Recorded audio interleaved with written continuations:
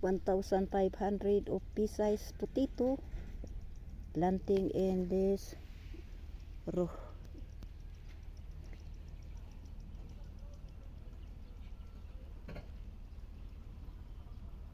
I'm almost done. Half of this area until there, only there. So I'm here on a shed making videos for you to watch. This is the simple garden, little garden I mean. So, back to normal. Thank you once again for watching my video.